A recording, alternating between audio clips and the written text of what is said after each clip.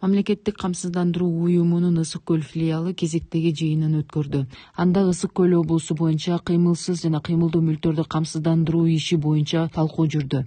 Турак жайды милдеттүү камсыздандыруу 2015 жылы 31 июлда кабыл алынып, 2016 жылдан бери иш алып барып келет. Анткени менен жарандар кыймылсыз жана кыймылдуу мүлктөрүн 2023-2024 жылдары активдүү камсыздандыра башташкан. Мисалы 2024 жылга чейин турак жайын камсыздандыргандардын жалпы саны 10% гана түшсө, бир жыл ичинде бул көрсөткүч 7%га өскөн. Азыркы күндө, бүгүнкү күндө 203 000 турак жай камсыздандырылды. Бул 17% түзөт. Бардык катталган турак жайлардын камтуу менен 28 октябрга карата 308 төлөм жүргүзүлдү. 51 миллион 203 миңге. АСАГа боюнча 52 000 автоунаа 28 октябрга камсыздандырылган. 24 жылы ключевой показательдердин өсүшүн байкаса болот. Турак жай 10% түшчү, азыр 17%, бир жылдын негизинде көтөрүлдү.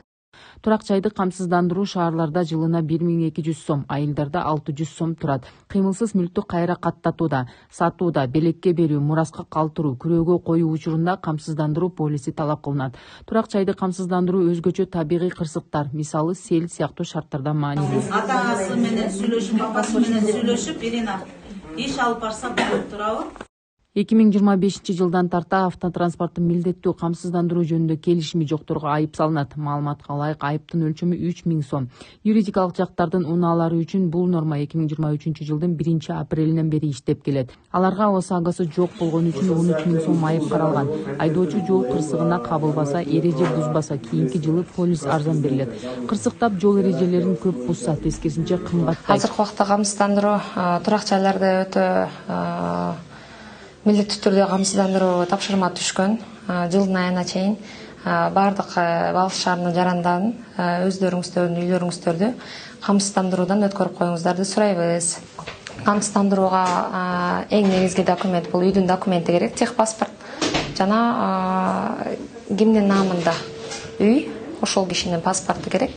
Анан сөзсүз түрдө ал хозяин өзү келиш керек эмес. Келе албаса, башка бирөө деле келип, ал кишини хозяиндин паспортун алып келип, камсыздандыруудан өткөрүп кетсе болот. Камсыздандыруу турак жайлар шаар жергесине 1200дөн төлөнөт, ал эми айыл жергесине 600дөн төлөнөт.